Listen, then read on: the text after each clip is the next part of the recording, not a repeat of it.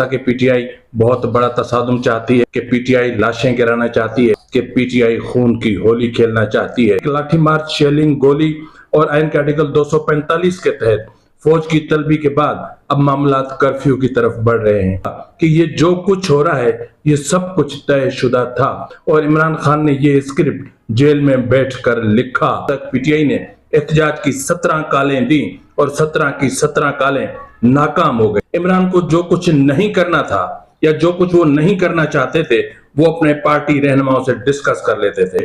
इमरान खान ने मैंने कब कहा है यार, भाई बुशरा बीबी को कह दो कि आपका सियासत से कोई अमल दखल नहीं है, कि अली अमीन गंडापुर वजारत आला का भूखा है, ताकि आपको पता चले कि कौन कहां कब किसको कैसे डबल क्रॉस कर रहा है। लेकिन फाइनली वही होगा जब बुशरा बीबी अडयाला जेल जाएंगी इमरान से मिलने के लिए, नेगोशिएशन करने के लिए, कि बिलाखिर पीटीआई का टकराव फौज से ही होगा। रियासत से टकराएं तो रियासत को भी पाश पाश कर दें।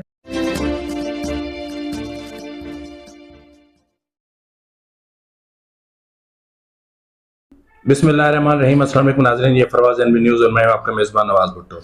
नाज़रीन, पीटीआई उस मकाम पर पहुंच चुकी जिसके लिए मैं मुतवातिर आपसे कह रहा था। मैंने आपको कहा था कि पीटीआई बहुत बड़ा तसादुम चाहती है। मैंने आपसे कहा था कि पीटीआई लाशें गिराना चाहती है।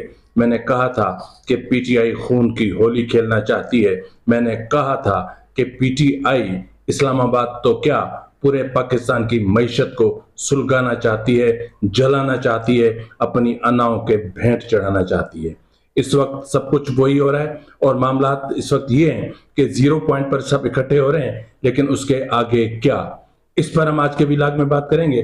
और इसके अलावा हम बात करेंगे कि इमरान खान के साथ गुज़िश्ता शब जो मीटिंग हुई या बैरिस्टर गोहर को स्पेशली जिस तरीके से भेजा गया, उसके बाद भी उन बातों पर या इमरान खान ने वीडियो मैसेज रिकॉर्ड करके भेजा, उन पर बुशरा बीबी ने अमल क्यों नहीं किया, क्यों अपने काफिलों को संजानी की तरफ नहीं लेकर जाया गया और क्यों बुशरा बीबी बज़िद है डी चौक की तरफ बढ़ने के लिए, इस पर भी हम बात करेंगे। फिर हम बात करेंगे कि लाठी मार्च, शेलिंग, गोली और आयन के आर्टिकल 245 के तहत फौज की तलबी के बाद अब मामला कर्फ्यू की तरफ बढ़ रहे हैं। तो अगर ये सिचुएशन क्रिएट होती है तो क्या होगा और ये सिचुएशन किस वक्त तक क्रिएट होगी और हुकूमत कब तक तहम्मुल का मुजाहरा करेगी, कब तक इन तमाम चीजों को बर्दाश्त करेगी। और मैं आपको एक और कहानी बताऊंगा, स्क्रिप्ट बताऊंगा कि ये जो कुछ हो रहा है ये सब कुछ तयशुदा था। ये स्क्रिप्ट एक लिखा जा चुका था और इमरान खान ने ये स्क्रिप्ट जेल में बैठकर लिखा और इस स्क्रिप्ट के मुताबिक सब कुछ वही हो रहा है जो कुछ पहले तय था। इस स्क्रिप्ट के मुताबिक पीटीआई के जो बुकला है जिन्होंने पीटीआई को हाईजैक कर रखा है, उनका वजूद भी एक सवालिया निशान बन गया है। आपसे इल्तमास कि अगर आपको मेरा व्लॉग अच्छा लगे तो इसे लाइक करें, सब्सक्राइब करें, शेयर करें, बेल आइकन जरूर दबा दें ताकि बर वक्त आप तक मेरे व्लॉग्स पहुंचते रहें। और कमेंट सेक्शन में आप अपनी आरा से जरूर आगाह करें ताकि आपके आरा की रोशनी में हम अपने प्रोग्राम को मजीद बेहतर करने की कोशिश कर सकें। नाज़रीन, इससे पहले कि मैं इस वक्त जो कुछ चल रहा है उसकी तरफ जाऊं, मैं पहले चाह रहा हूं कि आपको वो स्क्रिप्ट बताऊं कि वो स्क्रिप्ट क्या था। नाज़रीन, ये एक बहुत एक यूं समझ लें कि आप भी मेरी तरह हैरान रह जाएंगे कि ये क्या होता रहा, क्योंकि बुशरा बीबी को ये जब शादी हुई इमरान खान की बुशरा बीबी के साथ, तो उस वक्त कहा जाता रहा कि बुशरा बीबी प्रॉक्सी हैं और वो ये भी कहा जाता रहा कि उन्होंने इमरान खान के साथ शादी किसी समझौते के तहत की है या किसी खास मकसद के तहत की है। और ये भी कहा जाता रहा कि ये शादी वैसी ही है जैसी आसिफ जरदारी ने मोहतरमा बेनजीर भुट्टो के साथ की थी। आज मोहतरमा बेनजीर भुट्टो नहीं है और आसिफ जरदारी ईवान सदर में बरजमान है। और ये भी कि बुशरा बीबी को क्या मिला, बुशरा बीबी ने क्या पाया। एक तो उन्होंने एक क्रिकेट स्टार से उनकी शादी हुई, एक उस शख्स से जो शोहरत की बुलंदियों पर था, और फिर उन्हें खातून अव्वल का एजाज भी मिला। और आज क्या, हम आज पर बात करते हैं। नाज़रीन, इमरान खान ने बुशरा को क्यों चुना इस फाइनल कॉल की जो मरकजी जत्था खैबर पख्तूनख्वा से निकलना था उसके लिए, उसकी हम जरा आज वजह पे डिस्कस कर लेते हैं। इमरान खान की गिरफ्तारी के बाद पार्टी को वकला ने हाईजैक कर लिया और पार्टी के हाईजैक के बाद पार्टी के तमाम उमूर और खुफिया उमूर पार्टी के अंदर जो चीजें डिस्कस होती थी, जो हिकमत अमली फाइनल की जाती थी, वो तमाम उमूर, तमाम मामला, तमाम बातें रिकॉर्ड होके इस्टेब्लिशमेंट तक पहुंच जाती थी। यही वजह है कि इस वक्त तक पीटीआई ने एहतजाज की 17 कालें दी और 17 की 17 कालें नाकाम हो गईं और इमरान खान की मुश्किलों में और इजाफा हो गया। इमरान खान की मुश्किलात में इजाफा सिर्फ इस एक चीज से नहीं हुआ, उसके बहुत सारे असबाब हैं। क्योंकि पीटीआई के वकला या जो इमरान खान के वकला थे, जिन्होंने पार्टी को हाईजैक कर रखा था, जिन्होंने पार्टी को टेक ओवर कर लिया था, वो चाहते ही नहीं थे कि इमरान खान बाहर आए। तो इसलिए एक कोशिश थी कि इमरान खान को जितना हो सके जेलों में रखा जाए, इमरान खान को जेल में रखा जाए, जितना हो सके इमरान खान के मुकदमात को लिंगरान किया जाए, जितना हो सके इमरान खान की कैद को तूल दिया जाए। तो जाहिर है कि जब ऐसी सूरत हाल होती है तो फिर मुश्किलात भी पैदा होती हैं। अब यहां पर यह है कि एहतजाज एक दर्जन से जायद, मैंने कहा ना कि एक दर्जन से जायद कालें दी गई, लेकिन सब की सब बेकार साबित हुई। यकीनन इमरान खान ने इन नाकामियों पर गौर किया होगा, इनके असबाब पर गौर किया होगा, और यह भी इतलात है कि इमरान खान को किसी ने कोई बुक भी सजेस्ट की थी कि आपने अगर जदोजहद करनी है, आपने अगर इनकलाब लाना है, तो फलां फलां फलां बुक्स पढ़ लें। इमरान खान ने उन बुक्स को भी स्टडी किया होगा और उन असबाब पर गौर के बाद इमरान खान ने अपनी हिकमत अमली तब्दील की। इमरान को जो कुछ नहीं करना था या जो कुछ वो नहीं करना चाहते थे, वो अपने पार्टी रहनुमाओं से डिस्कस कर लेते थे कि भाई हमने यूं भी करना है, यूं भी करना है, ये भी। और जो कुछ वो करना चाहते थे वो पार्टी रहनुमाओं से या वकला से नहीं करते थे, वो सिर्फ बुशरा बीबी से करते थे। तो इस तरह जो चीजें तय हुई वो सब की सब खुफिया रहीं और एस्टेब्लिशमेंट को इन चीजों की कानो कान खबर तक न हुई। और फिर अचानक बुशरा बीबी की जमानत हुई और जमानत के बाद इमरान खान ने जो फाइनल कॉल दी वो अचानक नहीं थी, ये डिसाइडेड थी, ये स्क्रिप्ट का हिस्सा थी जो इमरान खान ने इस एहतजाज के हवाले से डिसाइड किया था। तो उसके तहत बुशरा खान ने खैबर पख्तूनख्वा जाकर और सीएम हाउस में बैठकर बाज़ाब्ता तौर पर पार्टी को टेक ओवर कर लिया और फिर पार्टी रहनुमाओं की एक न चली। पार्टी रहनुमाओं के ओहदों पर, उनके मनसब पर, उनके अख्तियारात पर सवालिया निशान लगने लगे कि आखिर होता क्या रहा। और फिर अली अमीन गंडापुर और बुशरा बीबी के बीच में जो कुछ हुआ, जिस तरह की तलखी हुई, जिस तरह की तल्ख कलामी हुई, वो सब उस स्क्रिप्ट में जो चीजें बताई गई थी उसके मुताबिक हुआ कि ये कुछ होगा, लेकिन आपने हिम्मत से काम लेना है, आपको मुजाहमत का सामना करना पड़ेगा, आपको मुखालफत का सामना करना पड़ेगा, लेकिन आपने जो चीजें होने जा रही हैं उनको एग्जीक्यूट कैसे करवाना है, ये आप में एक विल पावर होनी चाहिए। बुशरा बीबी में तो माशाल्लाह से विल पावर शुरू से ही थी और फिर उन्होंने सब कुछ उसी के मुताबिक किया। उसके बाद अगर आप देखें तो फिर इमरान खान ने जब पार्टी रहनुमा चीखते चिल्लाते मातम करते सरों में खाक डाले अडियाला जेल पहुंचे, इमरान खान ने मैंने कब उगाया यार, मैंने तो नहीं कहा। नहीं, बुशरा बीबी को मना कर देता हूं, भाई बुशरा बीबी को कह दो कि आपका सियासत से कोई अमल दखल नहीं है, आप पार्टी उमूर में मुदाखलत नहीं करेंगी। बुशरा बीबी को पैगाम मिल गया, मीडिया में धड़ाधड़ चल गया, इमरान खान ने बुशरा को डांट पिला दी, इमरान खान ने ये कर दिया। लेकिन ये वो था जो मैंने आपको कहा कि ये वो था जो इमरान खान को नहीं करना था और नहीं से मुतालिक बुशरा बीबी पहले से जानती थी। तो इसलिए जिस दिन ये मरकजी जत्था पेशावर से निकलना था उसी दिन फिर अचानक से पहले खबर ये चली कि बुशरा बीबी तो आ ही नहीं रहे, उनकी तो तबीयत खराब है, कोर्टों में मेडिकल सर्टिफिकेट पहुंच गए। फिर जिस दिन इस जत्थे ने निकलना था उस दिन बुशरा बीबी नमूदार हो गए कि मैं तो आ गई, मैं तो क्यादत करूंगी, मैं चलूंगी। अब इस सारे मंजर में आप सोच रहे होंगे कि मैंने अली अमीन गंडापुर का जिक्र क्यों नहीं किया। अली अमीन गंडापुर का जो कैरेक्टर है वो उस स्क्रिप्ट में मौजूद है। उस स्क्रिप्ट के मुताबिक बुशरा बीबी को यह कहा गया था कि अली अमीन गंडापुर वजारत आला का भूखा है, वो मनसब का भूखा है, वो चाहता है कि मैं वजीर आला रहूं। तो वो वजारत आला के मनसब पर कायम रहने के लिए वो चाहता है कि वो मेरा भी मंजूर नजर रहे और एस्टेब्लिशमेंट का भी मंजूर नजर रहे। तो इसलिए आपने उसको बैलेंस्ड तरीके से चलाना है, क्योंकि ये जो कुछ हम करने जा रहे हैं उसके लिए हमें वसाइल की जरूरत पड़ेगी, उसके लिए हमें पैसों की जरूरत पड़ेगी, उसके लिए अखराजात की जरूरत पड़ेगी। तो आपने इस सारे मामले को दानिशमंदाना तरीके से टैकल करना है। और फिर अली अमीन गंडापुर की हर नकल और हरकत पर नजर रखनी है, उसकी मीटिंग्स पर नजर रखनी है, और आपने उसके पीछे बंदे और उन बंदों के पीछे बंदे और उन बंदों के भी पीछे बंदे आपने छोड़ने हैं, ताकि आपको पता चले कि कौन कहां कब किसको कैसे डबल क्रॉस कर रहा है। यही वजह है कि गुज़िश्ता शब जो कुछ हुआ उसमें आपने देखा होगा कि हुकूमत से मुज़ाकरात हो रहे हैं, मुज़ाकरात के लिए मुज़ाकरात हो रहे हैं, कमेटियां तश्कील दी जा रही हैं, कभी शिबली फराज जा रहे हैं, कभी असद के सर जा रहे हैं, कभी बैरिस्टर सैफ जा रहे हैं, कभी कौन जा रहा है, लेकिन फाइनली वही होगा। मैं आपको क्लियर कट बता रहा हूं कि जब बुशरा बीबी अडयाला जेल जाएंगी इमरान से मिलने के लिए, नेगोशिएशन करने के लिए। अगर बुशरा बीबी नेगोशिएशन के लिए इमरान से मिलने के लिए नहीं जाएंगी, तब तक इस एहतजाज का फाइनली या मुस्तकबिल कोई कुछ नहीं बता सकता।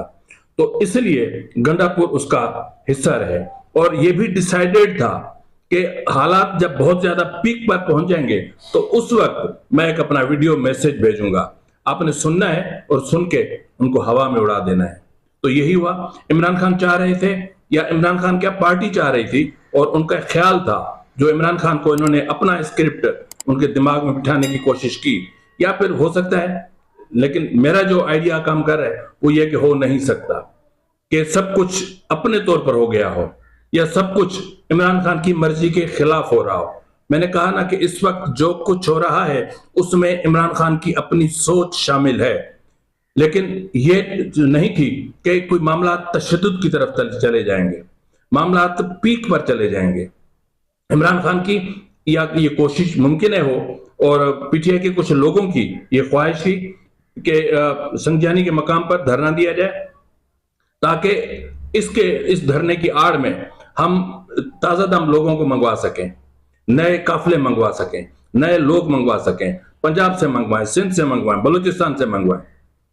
तो इसलिए संज्ञानी वो मकाम है जहां पर हम वहां आराम से कोई भी पहुंच सकता है, इसलिए डी चौक जाने की गलती हमें नहीं करनी चाहिए।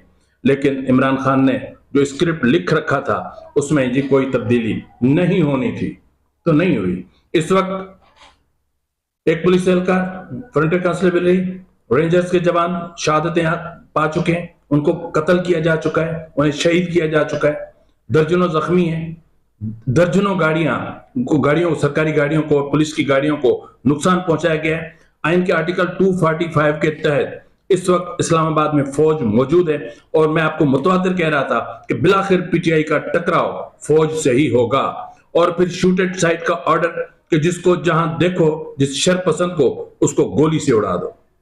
इसलिए कि बहुत हो चुका। पहले सिर्फ पुलिस में इश्तियाल था कि हम पीटीआई के लोगों को नहीं छोड़ेंगे, लेकिन अब रेंजर्स भी मुश्तैल है कि पीटीआई के लोगों के साथ हम कोई रियायत नहीं करेंगे, इसलिए कि उन्होंने अपने 4 जवानों के जनाजे उठाए हैं।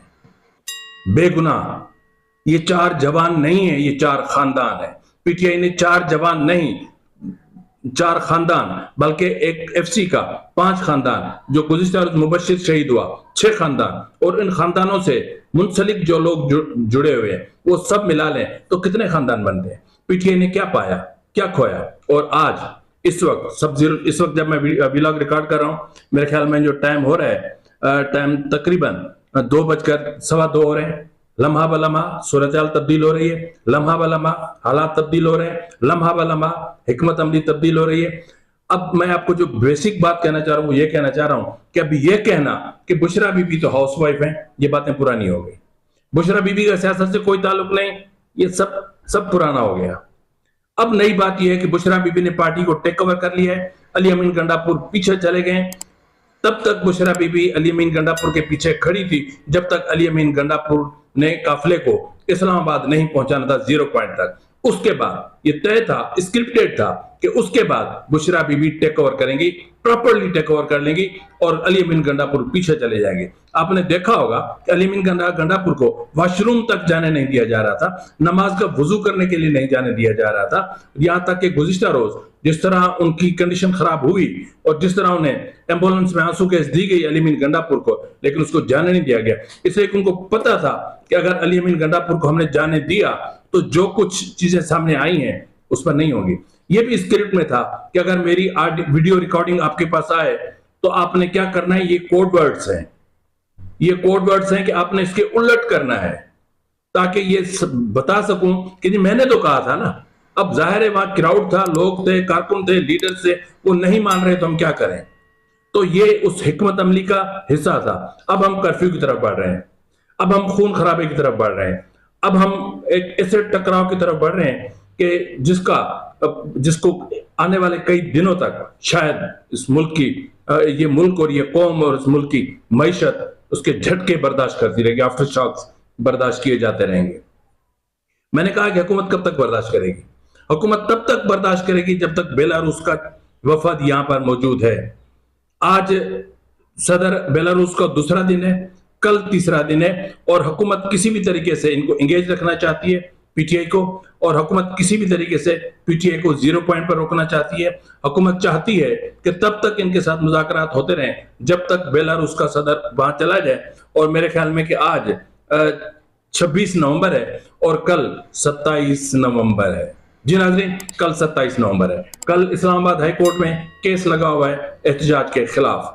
पूछा जाएगा इंतजामिया से कि आपने क्या किया। जब इंतजामिया बताएगी कि जी हमने ये किया और उन्होंने हमारे पुलिस के जवान शहीद किए, उन्होंने हमारे रेंजर्स के जवान शहीद किए, उन्होंने हमारे फ्रंटियर कांस्टेबलरी के जवान शहीद किए, हमने उनको कहा कि यह अदालत का ऑर्डर है, उन्होंने कहा कि हम नहीं मानते, ये तो जो है वो इंटीरियम ऑर्डर है।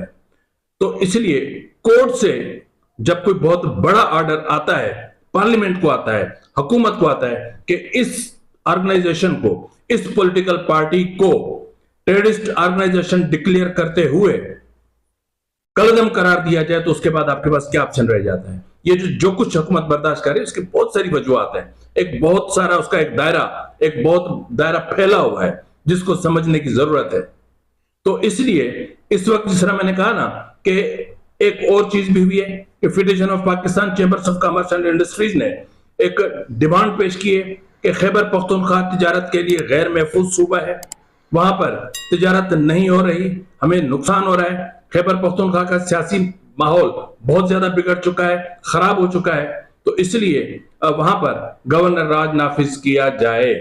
तो मैंने आपको कहा था कि फिलहाल गवर्नर राज नाफिज नहीं होगा, तैयारी है, फाइल मुकम्मल है, हर चीज हो चुकी, लेकिन उसको एग्जीक्यूट फिलहाल नहीं किया जाएगा, इसलिए कि फिलहाल लोगों को और थोड़ा सा मुतनफिर किया जाएगा ताकि पता चले लोगों को कि पीटीआई का असल चेहरा है क्या। आज वही होगा जो मैं कह रहा था कि दमंदम मस्कल अंदर आर या पार, आग और खून, खून की होली, फौज, ये सब चीजें मैं आपको कहता आ रहा हूं। अब हम कर्फ्यू की तरफ बढ़ रहे हैं, अगर कर्फ्यू लगा दिया जाता है तो उसके बाद पीटीआई के जो लोग निकलेंगे उनको वहीं शूट कर दिया जाएगा। इसके अलावा पीटीआई को इंतजार है 0 पॉइंट पर कि हमारे दीगर जो जत्थे हैं जो आ रहे हैं वो पहुंचे, एक इतनी तादाद लोगों की हो जाए कि उनको कोई रोक न सके, यहां तक कि रियासत भी उनको न रोक सके। रियासत से टकराएं तो रियासत को भी पाश पाश कर दें, पूरे सिस्टम को उड़ा के रख दें, अदालतों को उड़ा के रख दें, पार्लियामेंट को उड़ा के रख दें, यानी सदर को उड़ा के रख दें, सुप्रीम कोर्ट को उड़ा के रख दें, हाई कोर्ट्स को उड़ा के रख दें, या फिर जो उस रेड जोन में आता है सबको उड़ा के रख दो, खत्म कर दो। क्योंकि आपने देखा होगा पीटीआई के लोगों को कि किस तरह वो लूट मार करने का हुनर जानते हैं। तो इसलिए हालात बहुत बहुत बहुत खतरनाक रुख अख्तियार करने जा रहे हैं। वीपीएन टोटल बंद हो चुकी है। इसके अलावा आपने देखा होगा कि एक ही मुतालबा है, इमरान खान को रिहा करो, रिहाई से मसला नहीं होगा, उनकी मुकदमा खत्म करो, पार्टी के दीगर रहनुमाओं को आजाद करो, 9 मई के मुल्जमान को आजाद करो, जो कत्ल में मुलविस हैं उनको भी आजाद करो। लेकिन हुकूमत ने इस सारे मामले का हल ये निकाला है कि इमरान खान, बुशरा बीबी, अलीमन गंडापुर और पार्टी की जो जो क्यादत है, जिन्होंने इस कॉल के लिए एक फाइनली अपना एक माइंड दिया था, उन सब के खिलाफ इन रेंजर्स, एफसी, पुलिस, सिविलियंस, इन सब के कत्ल के मुकदमा दर्ज होंगे, और जो इन्होंने कौमी खजाने को नुकसान पहुंचाने की कोशिश की है वो मुकदमा दर्ज होंगे। और नेब बेदरेग जो खैबर पख्तूनख्वा के जो सरकारी वसाइल सियासी मकासद के लिए बेदरेग इस्तेमाल हुए, उस पर एक्शन होगा। अभी तो बहुत सारे एक्शन होंगे। इमरान खान के चैप्टर को अभी आप भूल जाओ, अभी बुशरा बीबी का चैप्टर शुरू हो रहा है, और बुशरा बीबी आने वाले 3-4 दिनों के अंदर जेल में दिखाई देंगी। और ये वाला इस बार ऐसा नहीं होगा कि उन्हें जमानत मिलेगी, इस बार बुशरा बीबी पक्की जा रही हैं और एक लंबे अरसे तक वो जेल में काम करेंगी। वहीं पे वो अपने जिनों से बातें करेंगी, वहीं पे वो अपने मोकलात से बातें करेंगी, वहीं आत्माएं उनके पास आया करेंगी, वहीं एक गोलमेज कॉन्फ्रेंस हुआ करेगी और वहीं पर स्वाहा स्वाहा स्वाहा कहा जाएगा। फिलहाल इतना ही, मिलते हैं अगले प्रोग्राम में, तब तक इजाजत दीजिए। फी अमानिल्लाह।